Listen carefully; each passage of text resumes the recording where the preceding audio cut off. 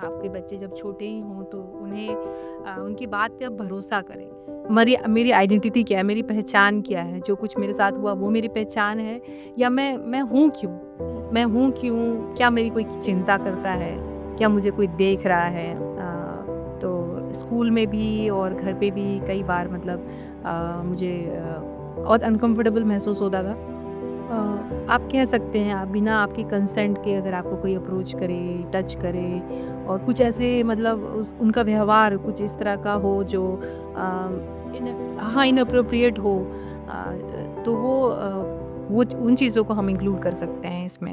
हाय दोस्तों, welcome to Dil connect. मैं हूं आपकी होस्ट निर्वी और आज हम जिस टॉपिक पर चर्चा करने वाले हैं हो सकता है आप सभी ने उसे अपनी ज़िंदगी में कहीं ना कहीं एक्सपीरियंस किया हो। हम कैसे अपने दर्द में, कैसे हम अपनी तकलीफ़ों में, हम भगवान की, हम परमेश्वर की या फिर हम विश्वास की खोज में निकल पड़ते हैं। और आज इसी टॉपिक पर मेरे साथ चर्चा करने आई हैं रंजना जी हमारे स्टूडियो में। रंजना जी एक लाइफ कोच हैं। रंजना जी बहुत सारी जवान लोगों को और जवान औरतों को मदद कर रही हैं अपनी लाइफ कोचिंग के ज़रिए। Welcome to Dil connect Ranjana जी।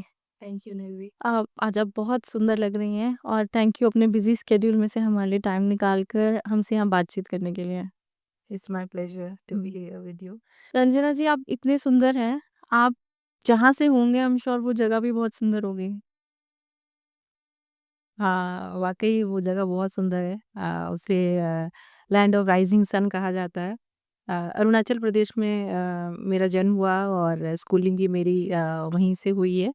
पर मेरे मम्मी-पापा जो हैं वो रहने वाले यूपी से हैं, तो बेसिकली मैं यूपी से बिलॉन्ग करती हूँ। Oh that's nice. मेरे बहुत सारे फ्रेंड्स हैं जो यूपी से हैं और बड़े ही खास दोस्त हैं।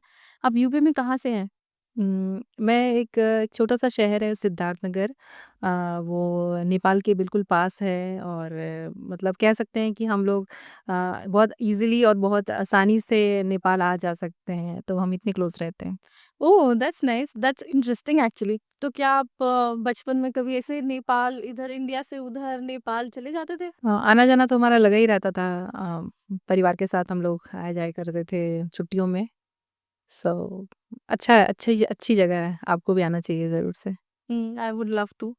मुझे बहुत मन है ऐसे, वो जैसे बाघा बॉर्डर पे देखते थे ना, इधर इंडिया उधर पाकिस्तान, और आप जा सकते हो, जा नहीं सकते हो मतलब देख सकते हो, बट कितना बी सो मच फन अगर आप ऐसे एक कंट्री से दूसरी कंट्री में चले जाओ तो। वाघा बॉर्डर को तो मुझे नहीं पता है इतना ईज़िली इंडियंस क्रॉस कर सकते हैं, बहुत सिक्योरिटी है, पर यहाँ पर आप बिल्कुल फ्रीली आ जा सकते हो। नेपाल ना। हाँ। मैं भी पहाड़ों से हूँ और पहाड़ों की लाइफ मुझे मालूम है बहुत ही खूबसूरत होती है और बहुत ही अलग होती है। वो जो स्मॉल टाउन लाइफ होती है, वो हम स्मॉल टाउन लाइफ को हम इन शहरों की लाइफ से कंपेयर नहीं कर सकते।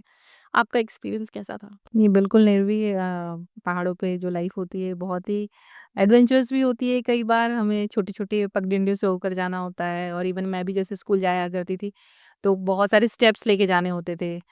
तो आना-जाना हमारा ऐसे ही रहता था एडवेंचरस लाइक स्कूल जा रहे हैं, पता नहीं आज कौन मिले, आज कौन-सी चिड़िया दिख जाए, आज कौन-सी फिश दिख जाए। तो एवरीडे लाइक ना वो बहुत इंटरेस्टिंग और बहुत एडवेंचरस रहता था मेरे लिए भी। मैं स्कूल से आते हुए मुझे याद है मैं तितलियाँ पकड़ती थी। हाँ, हाँ, हाँ। बहुत हम एक रास्ता छोटा-सा क्रॉस करते थे, उस रास्ते में बहुत सारे फूल लगे होते थे और वहाँ पर बहुत सारी तितलियाँ होती थी। तो मैं और मेरा भाई दोनों रास्ते में बहुत सारी तितलियाँ पकड़ के लेके आते थे कई बार।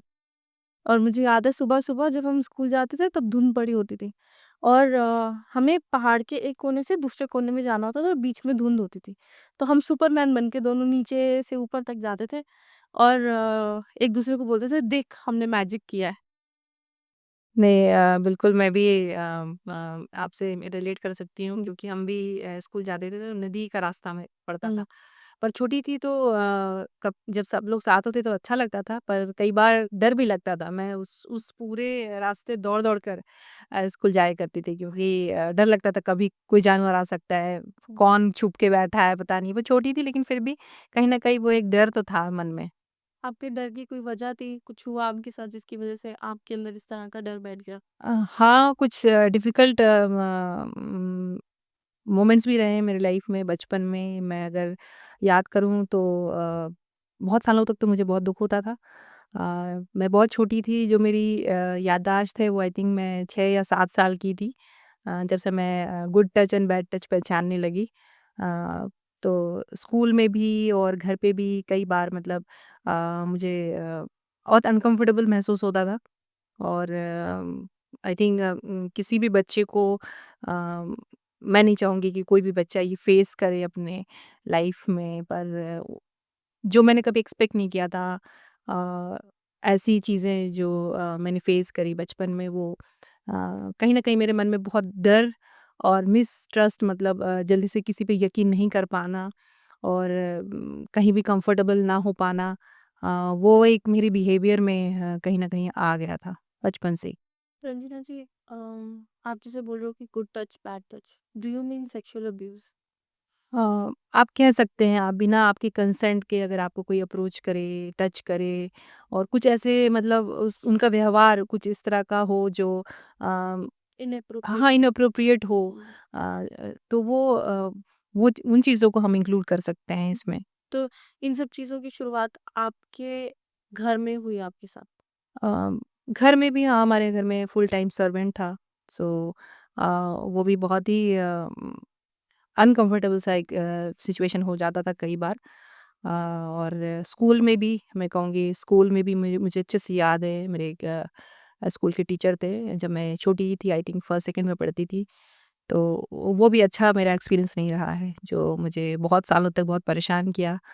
वो यादें, मतलब मैं जैसे चाहती हूँ कि वो कहीं से कोई मिटा दे उसको, मतलब बोर्ड पे लिखी हुई जैसे स्कूल में चीज़ होती है ना, मिटा देते हैं हम। और मैं ये सोचती थी कि कोई उसको एकदम रब कर दे, मुझे कभी याद नहीं आए।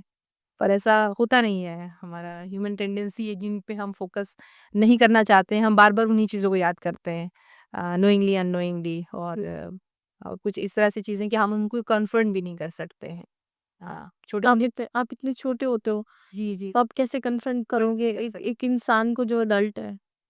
तो आपने कभी अपने पेरेंट्स से बात करी? बात करी में भी, शायद मुझे लगता है कि जब मैंने हिम्मत जुटाई होगी, बोला होगा कि भई मुझे इस तरह से स्कूल में फेस करना पड़ रहा है, या घर पे, या कहीं भी इवन ट्रैवलिंग भी करते हैं, क्योंकि जब मैं हिल स्टेशन से हूँ तो वहाँ पर ट्रैवलिंग भी एज़ अ गर्ल चाइल्ड भी आपके लिए सेफ नहीं है।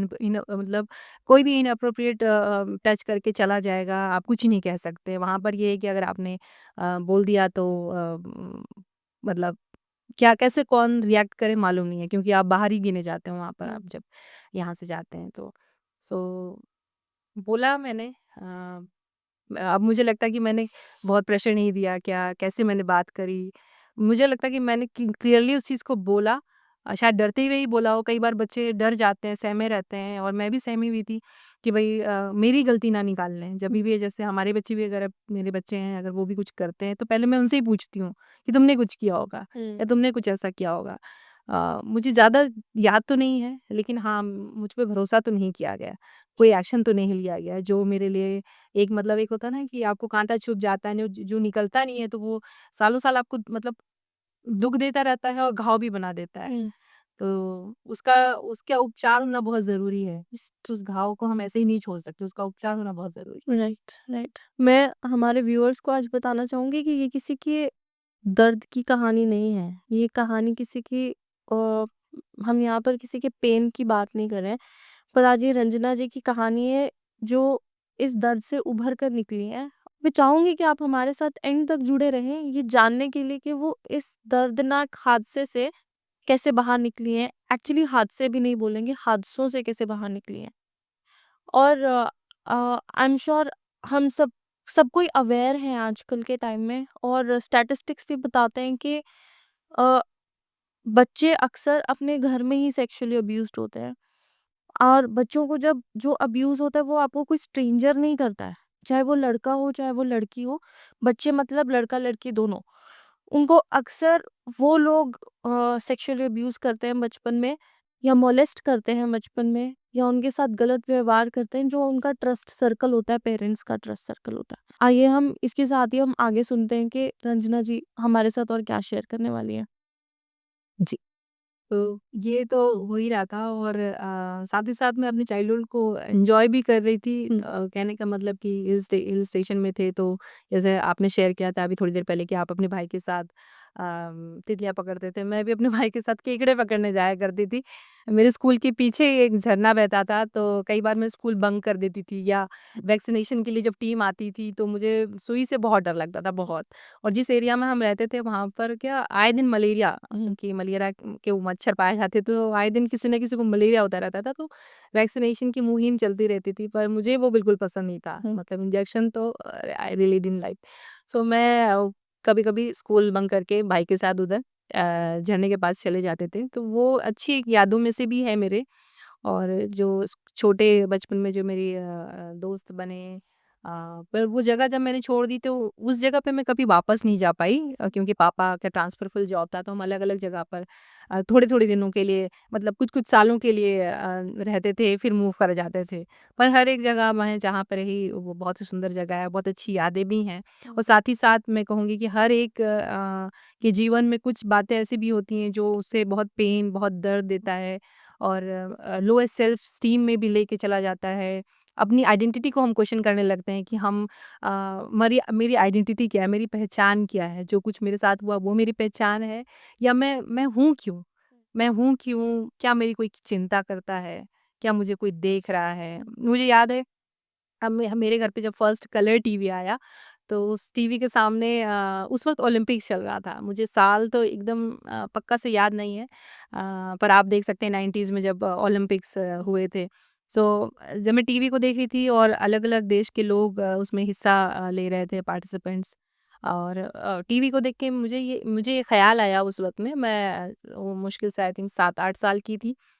अगर मैं इनको देख सकती हूँ तो क्या ये भी मुझे देख सकते हैं? उसके बाद मैंने एक अपनी एक आई थिंक दिमाग में एक इमेजिनरी दुनिया सी बना ली, इमेजिनेशन की, कि मिरर में अगर मैं मिरर के सामने खड़ी हूँ तो मिरर के पीछे कोई मुझे देख रहा हो।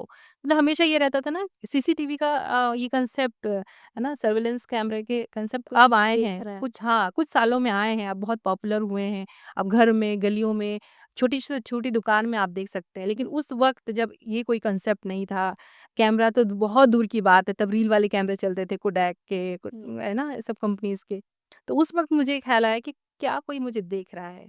जब भी मैं मिरर के सामने खड़ी होती थी तो मुझे ऐसा लगता था कि शायद कोई और मुझे देख रहा होगा।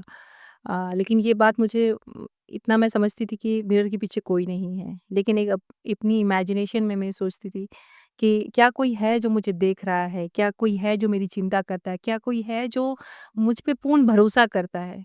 जो कुछ भी मैं फेस कर रही थी एज़ अ चाइल्ड, और स्कूल में भी, क्योंकि हम बाहरी दिखते हैं वहाँ पर, पहाड़ी क्षेत्र में हमारी फीचर्स बिल्कुल डिफरेंट हैं, तो हम बिल्कुल अलग दिखते हैं, तो हमारे साथ बुलिंग भी होती थी, और छोटे होने की वजह से और बाहरी होने की वजह से हम अगर शिकायत भी करते थे स्कूल में तो हमारी सुनी नहीं जाती थी। तो ये मतलब डे टू डे बेसिस पे कभी भी हो जाता है, और इस तरह की बातें हमें सुनने में मिलती थी जो बहुत मतलब हर्ट करती थी। और कहीं न कहीं मैं इस बात पे सोचने भी लगी थी कि अगर जैसे मेरी टीवी को किसी ने बनाया है, तो क्या कोई है जिसने मुझे बनाया है? और जैसे हमारे देश में भी और अलग-अलग विश्वास के लोग हैं, तो मैं भी सोचने लगी, जैसा मेरे परिवार वाले विश्वास करते थे, तो मैं सोचती थी इनमें से कौन ज़िंदा है? कौन मेरी आवाज़ को सुन रहा है? कौन मुझे देख रहा है? क्या कोई है जो मेरी चिंता करता है? हुँ। तो कितने साल के थे जब आपके मन में इस तरह के सवाल आने शुरू मैं क्लास 2 में थी, लगभग 7-8 साल की थी मैं उस वक़्त में। और मेरी एक क्लास में फ्रेंड थी जो स्केच बनाया करती थी। हुँ। तो वो यीशु मसीह की ड्राइंग्स बनाती थी, और उससे मुझे पता चला कि यीशु मसीह भी एक हैं, परमेश्वर जिसको लोग मानते हैं, और मसीही लोग इन पर विश्वास करते हैं। पर मुझे पूरी स्टोरी नहीं पता थी, और मुझे एक पता चला कि अच्छा ये भी एक हो सकते हैं कैंडिडेट मेरे खोज में, कि अगर मैं इनसे प्रार्थना करूँगी तो शायद ये मेरी सुन लें।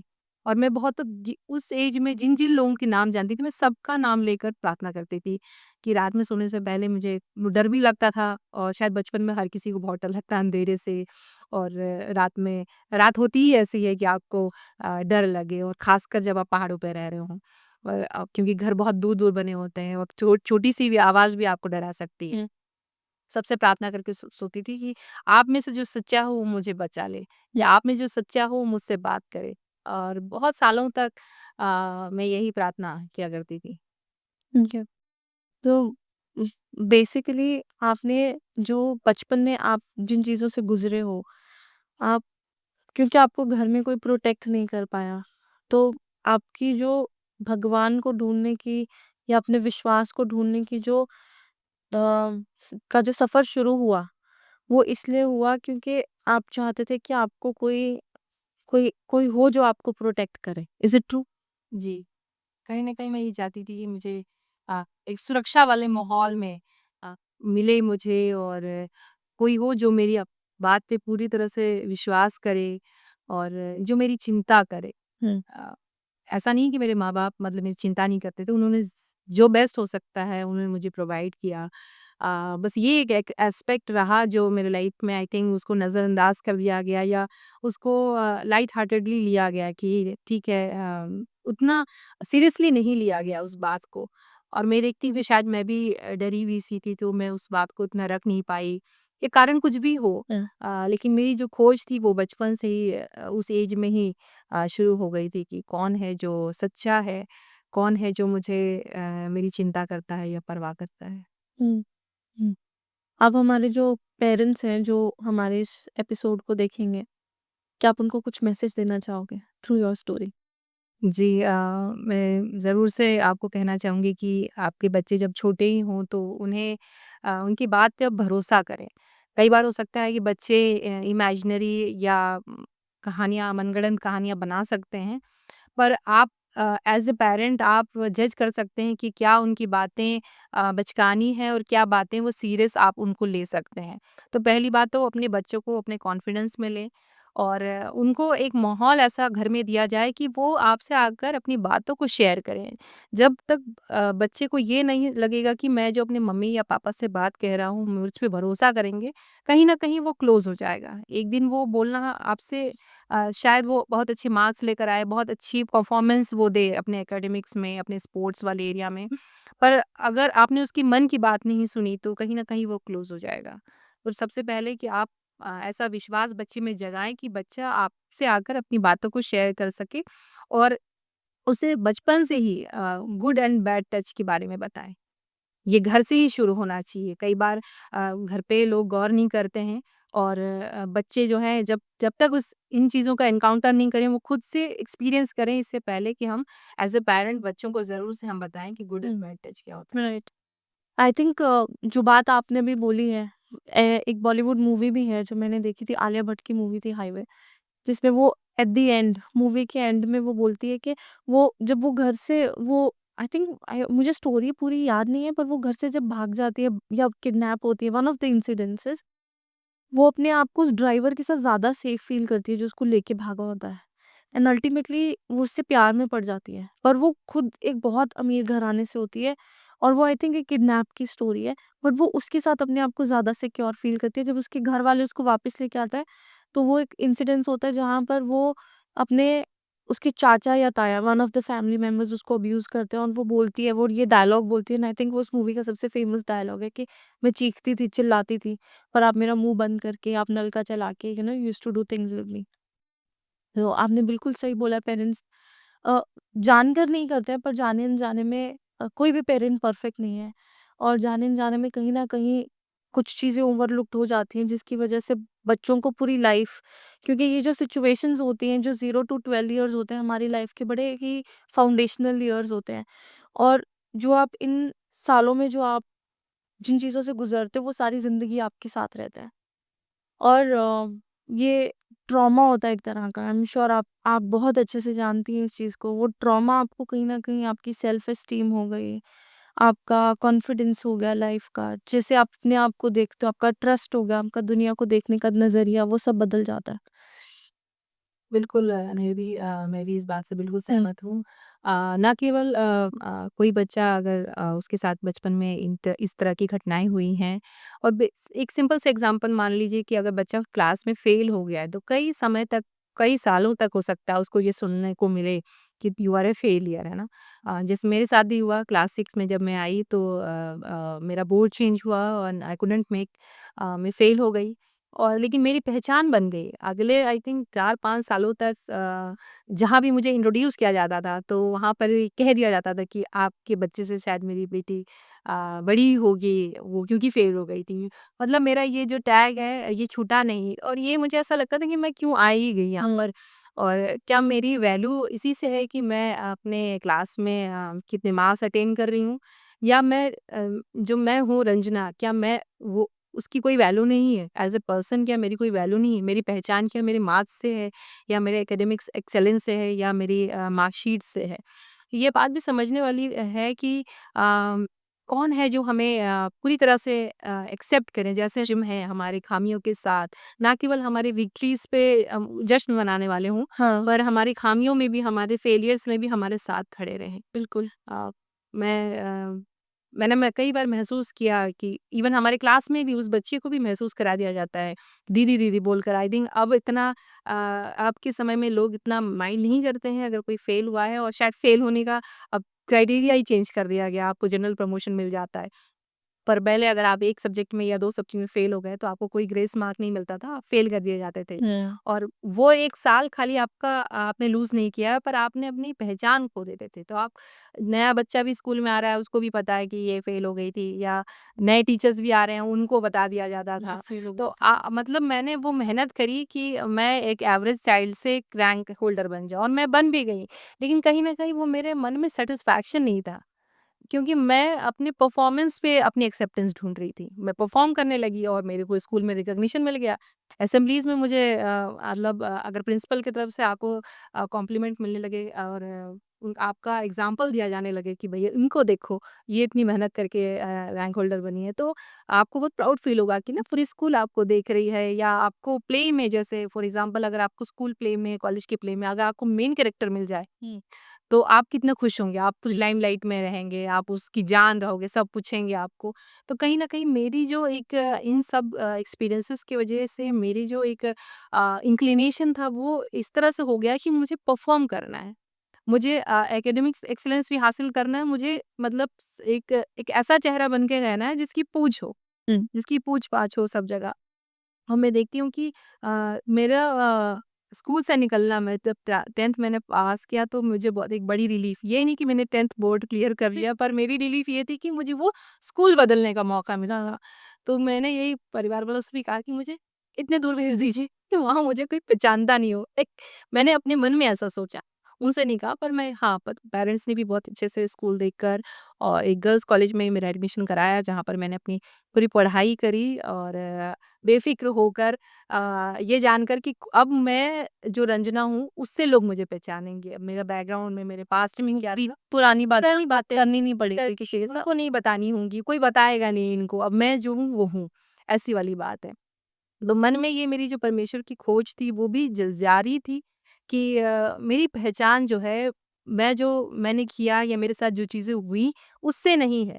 पर मुझे जैसा बनाया गया है, क्या ऐसा कोई परमेश्वर है जो सच्चा परमेश्वर है, जो तो मुझे भी ऐसे ही एक्सेप्ट करे? तो भी जैसे पहले बचपन में ये था कि क्या कोई आपको प्रोटेक्ट कर सकता है। जी। फिर वहाँ से आपकी जो जर्नी शुरू हुई वो ये हुई कि अब स्कूल में भी इतना बुली किया और एक पर्टिकुलर टैग लगा दिया आपके ऊपर और वो टैग से अ, आपको वो टैग को अपने ऊपर से हटाने के लिए इतनी मेहनत करनी पड़ी।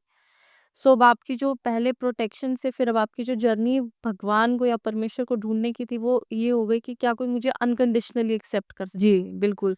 अ सो उसके बाद देन क्या हुआ? ऐसे ही मैं एक प्रार्थना सभा रखी गई थी और मैं उस वक़्त क्लास 12th में थी। मेरे कॉलेज में एक प्रार्थना सभा रखी गई जिसके लिए जो भी बच्चे उस साल पास कर रहे थे, जो लोग कॉलेज छोड़ रहे थे एज़ ए लाइक फेयरवेल की तरफ से रखा गया। वहाँ पर मैं गई और वहाँ पर एक मैडम ने वो कुछ अपने एक्सपीरियंसेस शेयर करी थी। उन्होंने बाइबल का एक वचन भी शेयर किया कि अगर तुम्हारा विश्वास राई के दाने के समान हो तो तुम इस पहाड़ से कहोगे सरक कर समुद्र में पड़ जाओ और कोई बात तुम्हारे लिए कठिन नहीं होगी। जब मैंने ये वचन सुना तो इसने मुझे बिल्कुल हिला के रख दिया और मेरे मन में ये सवाल आने लगे कि मैं किस पर विश्वास करती हूँ। और यहाँ पर बात हो रही है राई के दाने के समान विश्वास और अक्सर जो विश्वास की जब बात की जाती है तो बहुत मज़बूत विश्वास, एक पहाड़ के समान विश्वास की बात करी जाती है, जो हिलाया नहीं जा सकता है, जिसको मूव नहीं किया जा सकता। सालों-साल जो एक जगह खड़ा रहे, आप उसके बाहर नहीं देख सकते हैं, आप उसके पार नहीं देख सकते हैं। तो राई का दाना जो होता है वो एक मामूली सा दाना दिखाई देता है। आप किचन में अगर आपके हाथ से डब्बा गिर गया तो आप उसको उठा नहीं सकते। आप कितनी भी कोशिश कर लें आप पूरे दाने कलेक्ट कर ही नहीं सकते। पर राई का जो दाना होता है वो एक ये भी बात को दिखाता है कि वो एक ऐसा ही दाना नहीं है, यूज़लेस दाना नहीं है। पर अगर आप उसको बो दें तो उपजाऊ ज़मीन पे अगर आप बो देंगे तो एक एक बड़ा-सा वो एक झाड़ बन जाएगा और बहुत सारे दाने उत्पन्न करेगा। और अगर आप राई के दाने को अगर आप अ, उसके तेल निकालोगे तो आपके पास तेल हो जाएगा। तो उसकी बहुत सारी यूज़ेज़ हैं, वो ये यूज़लेस चीज़ नहीं है। और तो क्या मेरा जो विश्वास है वो किस पर है और मेरा विश्वास किस तरह का है और क्या ये मायने रखता है मेरे लिए, मेरे जीवन के लिए? या मेरे जीवन को कोई दिशा दे सकता है मेरा विश्वास?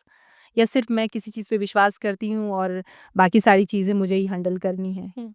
आपका ये जो आपने वचन सुना, तो या फिर ये जो आपने ये जो राई के दाने वाली कहानी सुनी, इसने आपको परमेश्वर की खोज की तरफ कैसे या विश्वास की तरफ परमेश्वर पर विश्वास करने पर मतलब उस दिशा में आपको कैसे लेकर गया?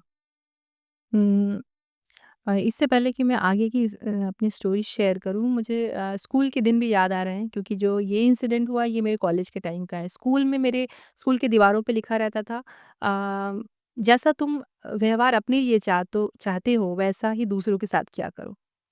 तो इस वचन को पढ़कर भी मेरे मन मुझे अच्छा तो लगता था कि बहुत अच्छी बात लिखी हुई है, बहुतों को अच्छा लगता होगा। लेकिन क्या कोई ऐसा है जो इसको पूरी तरह से कर सकता है कि जैसा हम व्यवहार अपने लिए चाहते हैं, कई बार मैं ही नहीं कर पाती हूँ। मैं दूसरों से क्या एक्सपेक्ट करूँ?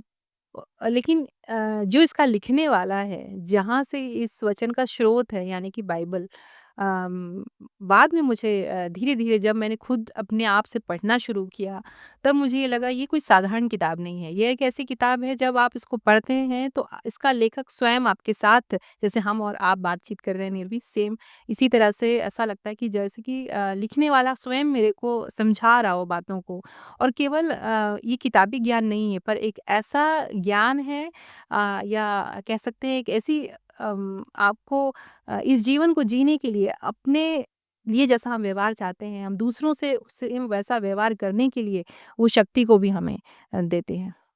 रंजना जी, ये तो अ, जैसे कह सकते हैं कि आपने स्कूल में ये सब एक्सपीरियंस किया और आपने बाद में बाइबल को पढ़ना शुरू किया। पर मैं आपको फिर से वापस आपकी जो जहाँ से हमने शुरुआत जी, की जी। इस कहानी की, मैं वहीं से आपको वापस वहीं लेके जाऊँगी कि कैसे आपने वो जो देखिए परमेश्वर को जान लिया। हुँ, आपने अपने दर्द में आपने उस खोज को शुरुआत कर दी। हम यहाँ पर किसी मूवमेंट के बारे में बात नहीं कर रहे हैं, पर हम यहाँ पर एक्चुअल में बात कर रहे हैं। हम अक्सर लोग अपने दर्द के बारे में बात करते हैं। अक्सर लोग बात करते हैं कि आप मेरे साथ ये हुआ, मेरे साथ बचपन में ये हुआ, ऐसा हुआ, वैसा हुआ। पर कभी कोई उसका सॉल्यूशन नहीं दे पाता है जी। ना। हम अब जैसे कि मैं यहाँ पर there are lot of movements जो सोशल मीडिया पे चल रही हैं। I don't want to name them here, but हम सब लोग जानते हैं हर कोई अपनी आवाज़ वो जो जिस प्रॉब्लम से या जिस परिस्थिति से वो निकल के गुजरे होते हैं वो उसके ऊपर आवाज़ उठाते हैं। और वो सिर्फ आवाज़ उठाते हैं, उसके ऊपर वो जो दर्द है वो दर्द तो आप अभी भी कैरी कर रहे हो ना अपने साथ। जी, जी। तो आपका वो जो पेन था, जो ट्रॉमेटिक इंसिडेंसेस थे बचपन के और जैसे कि आपने बताया वो सालों साल चले आपके साथ। वो जो दर्द तो आप अभी भी कैरी कर रहे थे। तो आप उस दर्द से कैसे बाहर निकले? बिल्कुल सही। हाँ, इसके बारे में मैं भी बात करना चाहूँगी कि मैंने शुरुआत करी अपनी इस जर्नी को यीशु मसीह के साथ, तो ऐसे लोग मुझे मिले। एक आंटी का ज़िक्र करना चाहूँगी जो अब इस दुनिया में नहीं है। पर वो बहुत लविंग थी। जब मैं उनसे पहली बार मिली तो उन्होंने मुझे बहुत मतलब मेरी प्रेज़ेंस को एक्नॉलेज किया। ये उस तरह का एक्नॉलेजमेंट नहीं था कि जब मुझे कोई जान जाए तब एक्नॉलेज करे। मेरे वर्क से या मैं उस वक़्त अगर कॉलेज में थी तो वो मेरे ग्रेड्स पूछकर मुझे एक्नॉलेज करे।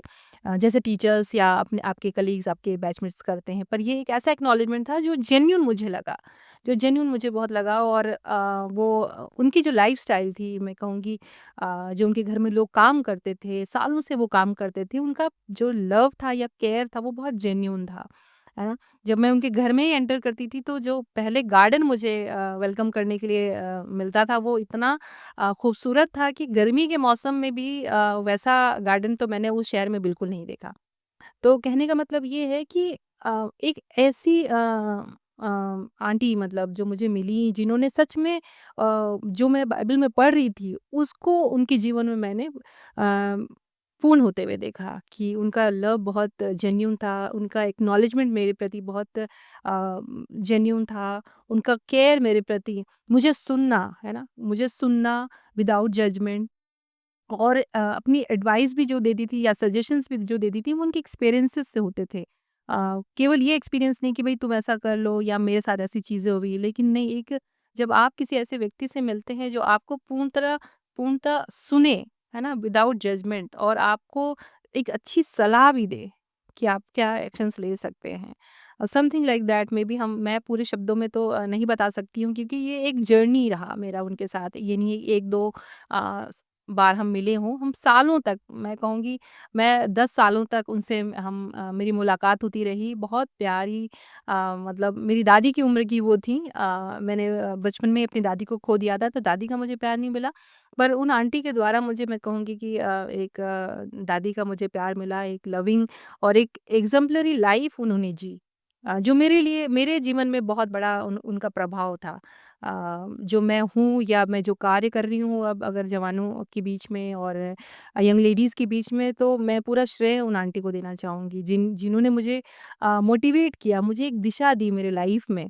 और और एक और बात जो मैं यहाँ पे जोड़ना चाहूँगी ये है कि प्रोफ़ेशनल हेल्प, अगर आप में से कोई भी अगर जूझ रहा है अपने लाइफ में, आप अपने बर्डन्स को, उन बोझ को लेके चल रहे हैं जिसका समाधान अभी तक आपको नहीं मिला है, तो आप प्रोफ़ेशनल हेल्प लेने के लिए बिल्कुल भी आप संकोच नहीं करें।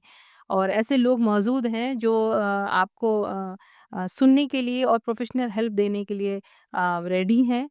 पर ये है कि पहला कदम आपको ही उठाना होगा।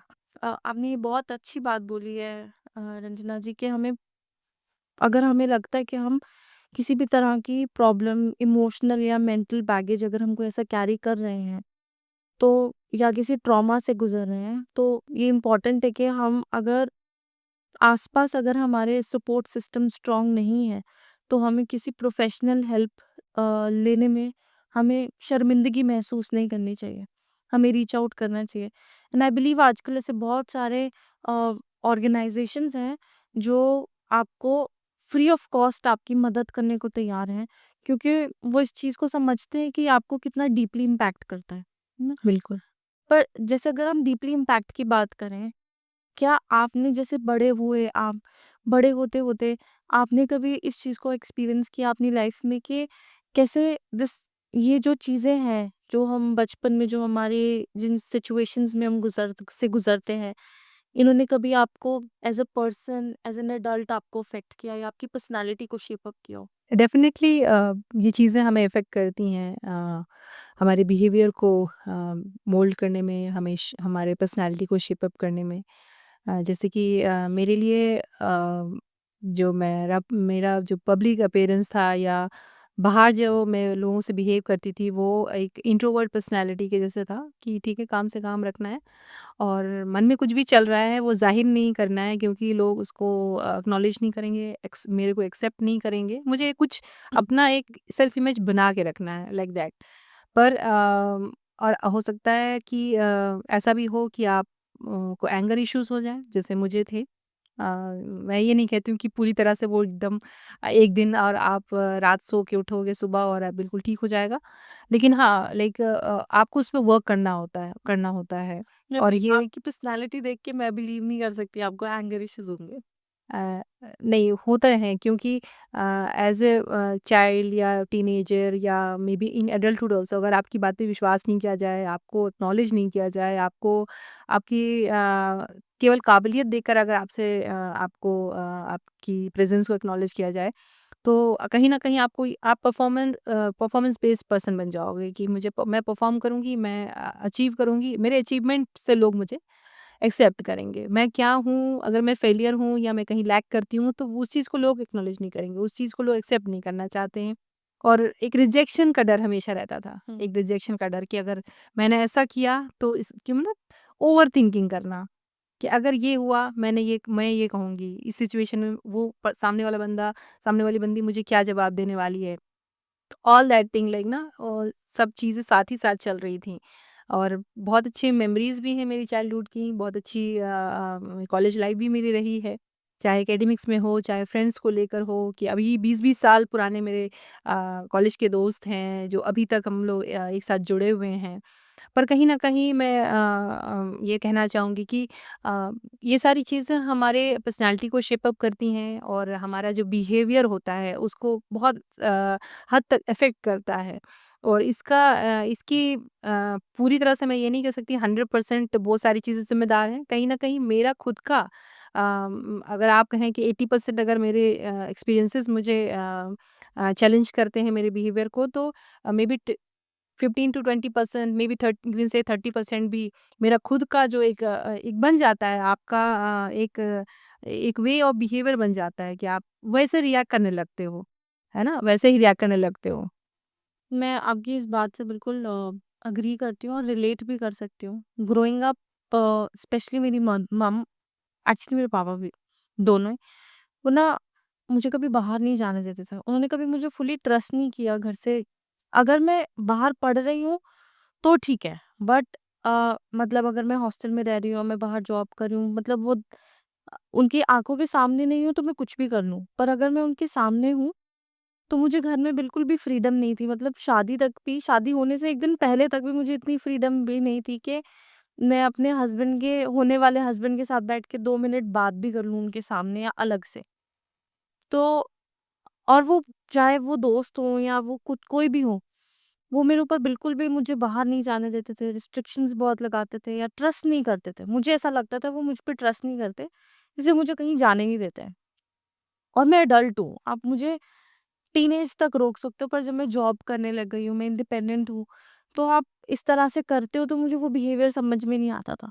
वो सेम चीज़ जब मैं अपनी शादी में मेरी शादी हुई तो मुझे ऐसा लगता था कि अब मैं बाहर जाऊँगी तो मेरा हस्बैंड, मैं वापस आऊँगी तो ये मुझसे झगड़ा करेगा या मुझे बातें सुनाएगा। But on the contrary he was like कि मैंने रोका नहीं है, तुम जाओ, मुझसे क्यों पूछ रही हो? जाओ। तो फिर मुझे धीरे-धीरे समझ में आया कि जो घर के अंदर जो फ्रीडम होती है, उसका मतलब क्या होता है। उससे पहले मुझे समझ में ही नहीं आता था। मेरे लिए वो फ्रीडम का मतलब रिबेलियन हो गया था।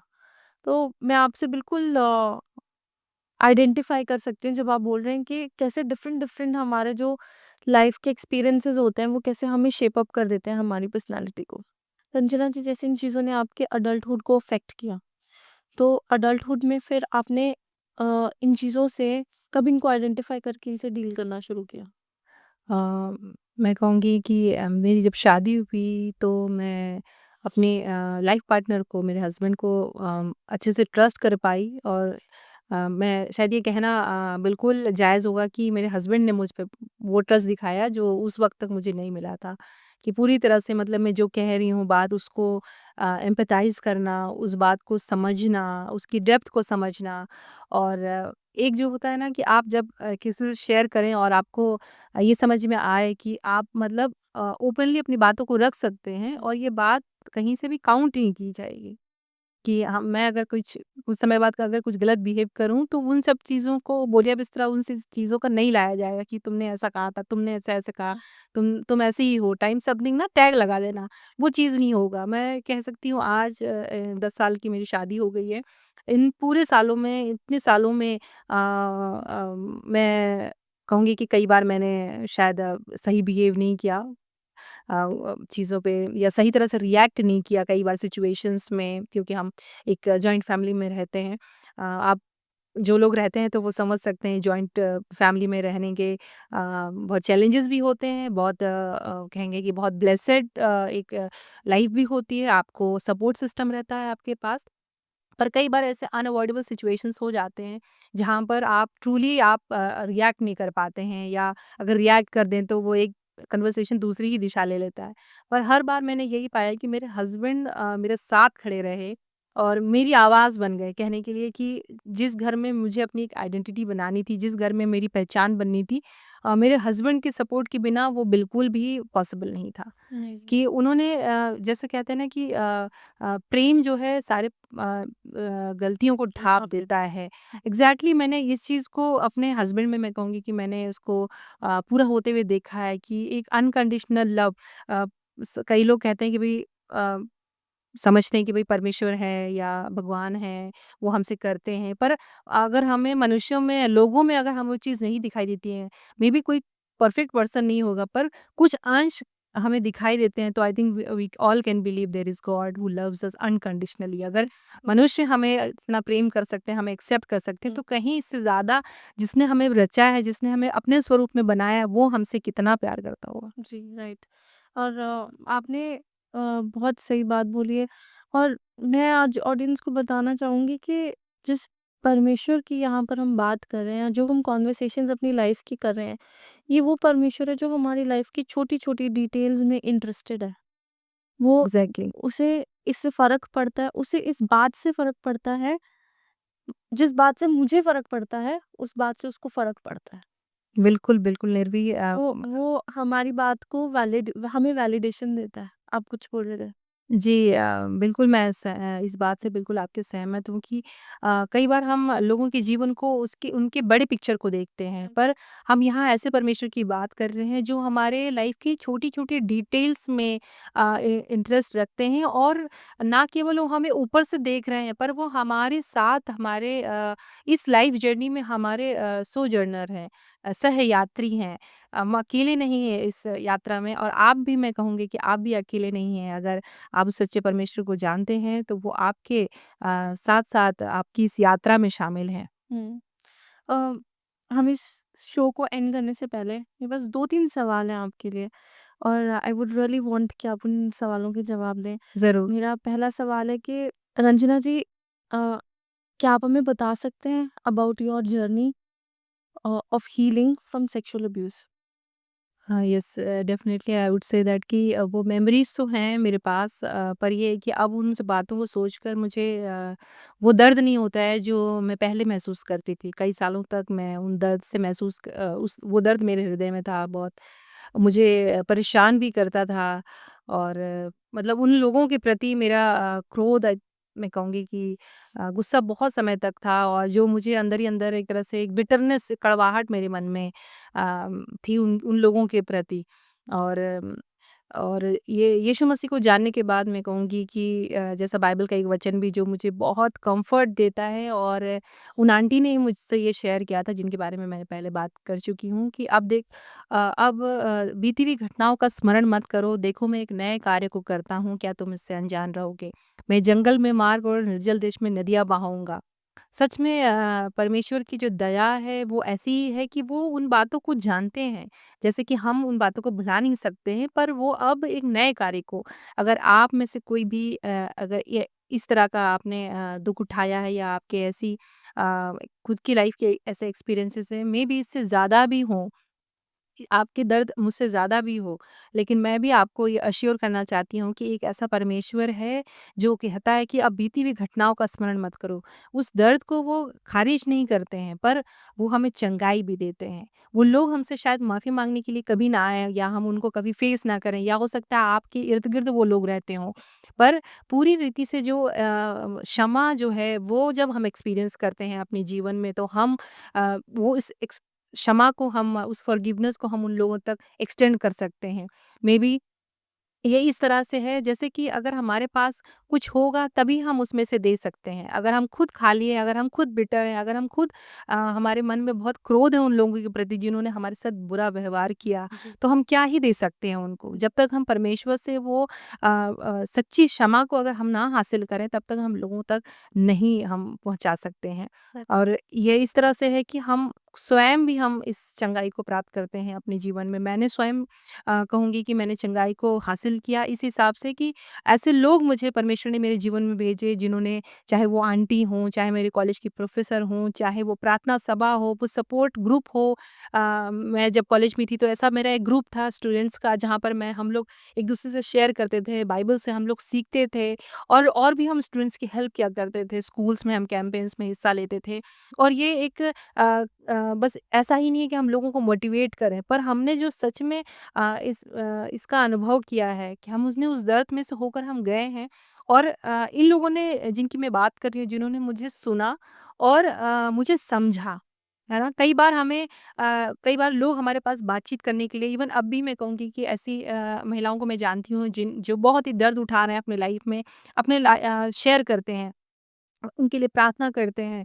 पर कई बार होता है कि मुझसे वो सलाह नहीं चाहते हैं, पर एक कान उन्हें चाहिए जो उन्हें सुने और उन बातों को अपने मन में रखकर एक वाइज़ काउंसल प्रोवाइड कर सके। तो मैं भी अपने लिए ये कहना चाहूँगी, मुझे भी समय पे वाइज़ काउंसल मिला, अच्छी सलाह मिली और मुझे सुना गया, मुझे एक्सेप्ट किया गया और मेरे लिए मैं कहूँगी बाइबल हमेशा मेरे लिए एक ऐसी किताब रही है और रहेगी जो मुझसे बातचीत करती है। और अगर आपने नहीं पढ़ा है तो मैं आप सबको एनकरेज करना चाहूँगी कि ज़रूर से आप अपने जीवन में इस किताब को तो ज़रूर से पढ़ें। That was beautiful. Thank you for sharing. Thank you Ranjana ji हमारे साथ इस शो पर आने के लिए। आपने अपने लाइफ एक्सपीरियंसेस से और अपने जो कोचिंग एक्सपीरियंस आपका एज़ अ लाइफ कोच जो आपने हमारे साथ आज शेयर किया है, आई एम श्योर हमारे व्यूअर्स को बहुत मदद मिली है, जो लाइफ के डिफरेंट एक्सपीरियंसेस से गुज़र रहे हैं, डिफरेंट सिचुएशन से गुज़र रहे हैं। फिर वो और कैसे वो अपनी लाइफ के हर सिचुएशन में वो एक हेल्प, एक हायर पावर जिसकी हम अक्सर बात करते हैं, उसे लोगों तक इंट्रोड्यूस करवाने के लिए थैंक यू सो मच। दोस्तों इसके साथ ही हम आपसे अलविदा लेते हैं। हम आपसे फिर मिलेंगे एक नए एपिसोड में, एक नई कहानी के साथ आपको इंस्पायर करने के लिए। Stay tune with Dil Connect. Bye bye.